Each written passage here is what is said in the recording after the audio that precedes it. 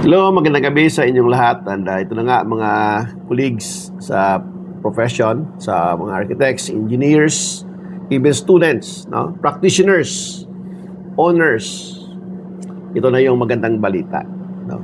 So ngayon ay napadalahan na tayo ng ating publisher, yung Central Bookstore, ng proof copy ng ating bagong libro. So ito na yung lalabas na bagong libro, pinaka-latest nating libro, yung Delay to Dispute or From Delay to Dispute. So anong niloloob nitong ating bagong libro? So ito ay gamit na gamit pagka ikaw ay nasa construction. Pag ikaw ay owner representative, ikaw ay construction project manager, most pagka ikaw ay ang iyong function ay isang contracts administrator sa isang construction project. Sa mga architects na nagiging owner representative, so ito rin ay gamit na gamit. So sa mga project managers, construction managers, so ito yung inaantay ninyong libro, no? Kasi alam naman natin sa construction project minsan, hindi natin alam kung paano natin talaga i-interpret or paano natin lalaroin yung mga clauses sa ating kontrata. So ito na yung kasagutan, magiging guide ninyo ito sa pagpapatakbo ng ating construction project. So, ito na, palabas na, malapit na. Pagka hindi pa kayo nakapag-order nito or hindi pa kayo nakapag-fill up ng pre-order form, 100 copies lang, baka mawalan kayo ng slot, no? Pagka hindi pa kayo nakapag-place ng order. So, ano bang mababasa natin dito sa libro ito, no? So, para sa kaalaman ng lahat, itong laman ng ating libro, nahati siya sa anim na chapter, no? Ang unang chapter natin dito ay ang contract commencement and project planning. So ano yung nadidiscuss dito sa contract commencement and project planning? So makikita natin dito, number 1, yung access to site and commencement of the work.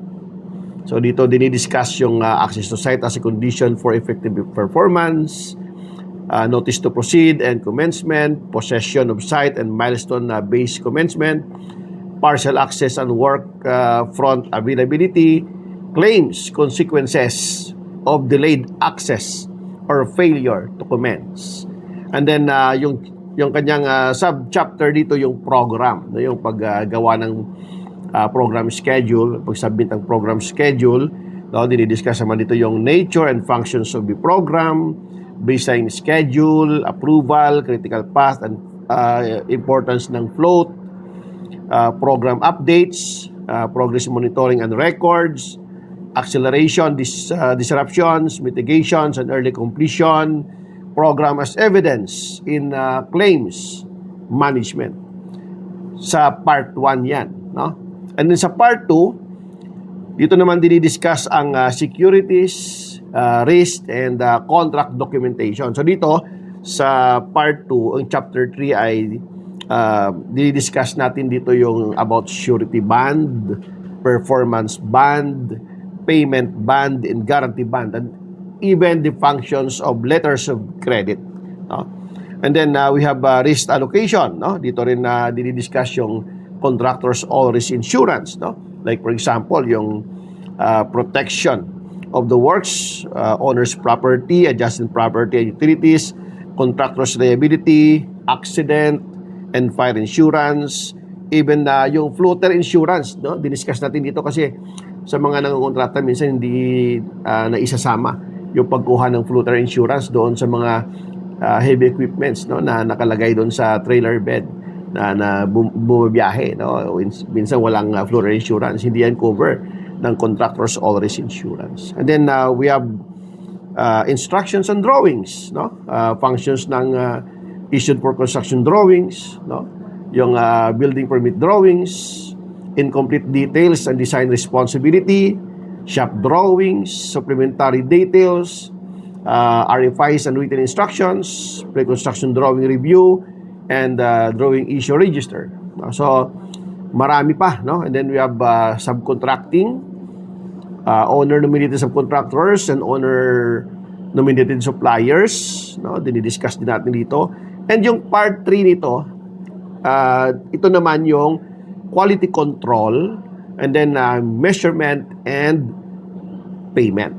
So dito ang dinidiscuss dito ay about improper work, ang pag-issue ng non-conformance report or non-conformance notice upon discovery, improper work and interim payment, kailangan bang bayaran? So dinidiscuss natin dito, and how to measure interim payments. And then we have part 4, yung ating variations, delays, claims, and damages. So, diniscuss naman dito sa Chapter 9, sa Part 4, yung variations and change orders, definition and nature of variations, written authority, under Civil Code provisions, Article 1724, and of course, provisions ng CIAP 102, site instructions versus project manager's instructions, notice, valuation, supplemental contract, and time impact, and variation claims and unauthorized works. And then Chapter 10, we have deductive change orders, omitted works, and loss of profit. So ano mangyayari pagka nagkaroon ng omission of works, nagkaroon ng takeover of works. And then we have delays, owner cost delay, contractor cost delay, and force majeure, and then issuance of RFI or approval, delays, causation, etc. And then sa Chapter 12, dinidiscuss dito yung catch-up schedule versus revised schedule. Catch-up schedule due to contractor's delay, revised schedule due to extensions of time, sequencing, variations, and additional works, schedule terminology, and claims consequences. And then we have in Chapter 13, we have extensions of time, the grounds, the notice, the causation, and float exhaustion. And then EOT and revised schedule, EOT and prolongation cost, related but not automatic, time impact analysis, and updated schedule. And then we have contractual claims, entitlement, the causation, yung quantum ng iyong claims, and then loss and expense claims, global claims, quantum merit and loss of productivity claim, standby equipment and manpower claims, and then claim register and record keeping. And then sa Chapter 15, diniscuss dito yung liquidated damages and other damages. And of course, with the discussion of liquidated damages, diniscuss din natin dito ang time at large in civil law context. Kasi may effect yon doon sa pag-impose ng liquidated damages, pagka hindi na-impose yun timely ng owner. And then Part 5, we have disagreements and construction arbitration. So, diniscuss din natin dito yung mga dispute resolution under CIAP 102 and Executive Order 1008. And then, yung last part dito ay ang completion, close out, retention, and final acceptance. So, sa Part 6, yung completion, close out, retention, maraming mga subtopic dito. Yung practical completion and substantial completion, close out as a continuing process, yung 95% substantial completion and normal use, test run, commissioning, and yung kanyang mga other requirements, and then partial occupancy, risk transfer, and completion certificate. And then we have punch listing and making good of known defects, issuance of security of guarantee bond, and release of retention, and then final acceptance. So ito yung laman ng ating bagong libro na ang title ay From Delay to Dispute. So ito yung Biblia ng mga construction contracts administrator na nasa construction project. Sila yung mga alter ego ng ating mga project managers and sometimes ng mga owners. So itong libro na to, ito yung magiging guide ninyo sa pag-manage and pag-administer ng mga construction contract. So, 100 copies lang ang ilalabas natin. So, ito na yung proof copy. So, ito yung kanyang back portion, yung side, at ito yung front ng ating libro. So, pag nakita ninyo yung loob, napaka-comprehensive ng discussion natin, no? Kasi problema natin ngayon sa industry, no?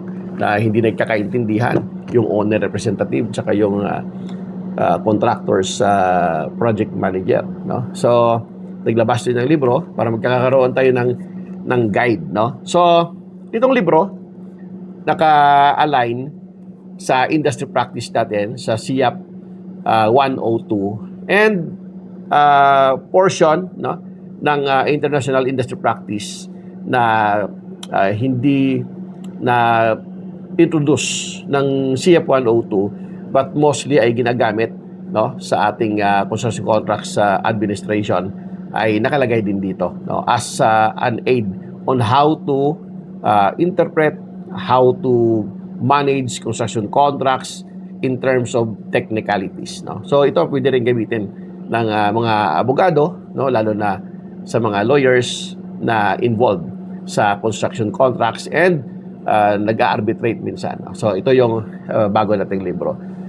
Grab your copy, no?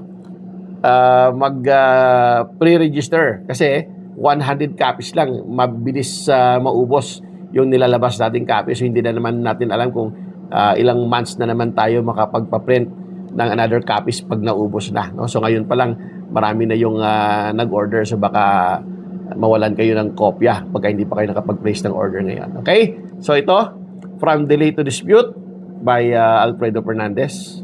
Huwag ninyong kalimutan. Ito yung title. Kasi ito yung magsasalba sa inyo pag kayo ay nagka-problema sa inyong construction contract. Okay, sa hanggang sa muli. Magandang gabi. Ito po si Architect Alfredo Fernandez.